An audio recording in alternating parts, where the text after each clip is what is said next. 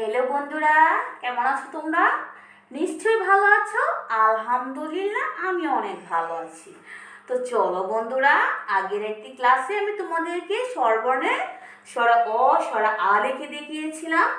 আজকে আমি তোমাদেরকে স্বরবর্ণ হ্রস্ব ই কিভাবে লিখতে হয় সেটা তোমাদেরকে দেখাবো বন্ধুরা। বন্ধুরা, তোমরা লেখা বেশি বেশি প্র্যাকটিস করো, দেখবে তোমরা অনেক সুন্দরভাবে হাতের লেখা লিখে শিখে গেছো। তো চলো বন্ধুরা, আর দেরি না করে আমরা লেখা শুরু করে দিই।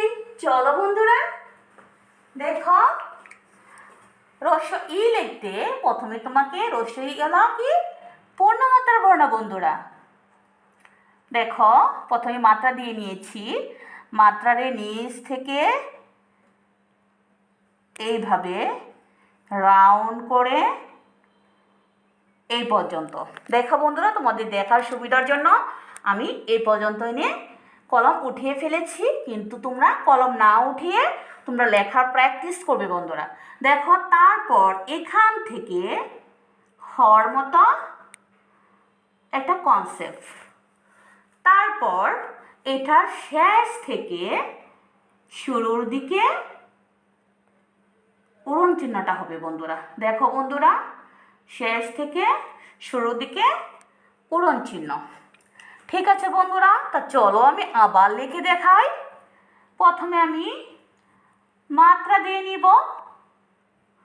মাত্রার এই মাঝখান থেকে এভাবে একটা গোল করে এইভাবে রাউন্ড করে, তারপর এখানে হওয়ার মতো একটা কনসেপ্ট, তারপর এটার এই কোনা ওটা থেকে এখান থেকে এটার এই কোনা এই পর্যন্ত শুরু থেকে শেষ থেকে উড়ন চিহ্নটা বন্ধুরা শুরুর দিকে শেষ হবে।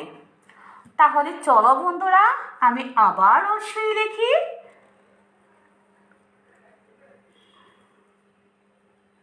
দেখো বন্ধুরা, কোনো কাজেই কঠিন নয়, তারপর বেশি বেশি প্র্যাকটিসের মাধ্যমে তোমরা লেখা সুন্দর হাতের লেখা শিখে যাবে বন্ধুরা। তারপর দেখো বন্ধুরা, আমি যে লেখাটা লিখেছি সেটার মাপটা তোমাদেরকে আমি দেখাচ্ছি। দেখো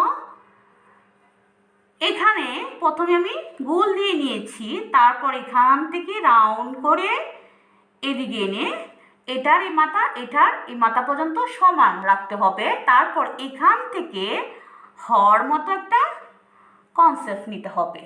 তারপর এটার এই কোনাউটা থেকে তোমার এই উপরে মাত্রা থেকে উড়ন চিহ্নটা এইভাবে প্রথম দিকে তোমার শেষ হবে। তাহলে চলো বন্ধুরা, একটা ফ্রেশ রসই লিখি। প্রথমে আমি মাত্রা দিয়ে নিয়েছি।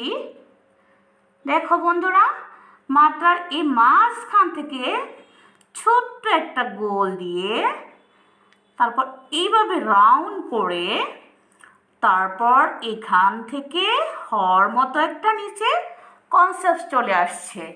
তারপর এটার এই শুরু থেকে শেষ থেকে শুরুর দিকে উড়ন চিহ্নটা দিয়ে দিয়েছি। তাহলে বন্ধুরা দেখো আমি কত ইজিভাবে রসই লিখে ফেলেছি। তো চলো বন্ধুরা, আমার লেখা যদি তোমাদের ভালো লেগে থাকে তাহলে আমার ফেসবুক পেজটি হলো কানিজ ফাতেমা মামির ক্লাসরুম। সকলে আমার পেজটিকে ফলো করো, লাইক করো, কমেন্ট করো, বেশি বেশি শেয়ার করে দাও। আর পরবর্তী নতুন একটা ক্লাস নিয়ে তোমাদের সামনে উপস্থিত হব। এই পর্যন্তই, সকলে ভালো থাকবা, সুস্থ থাকবা। আল্লাহ হাফেজ।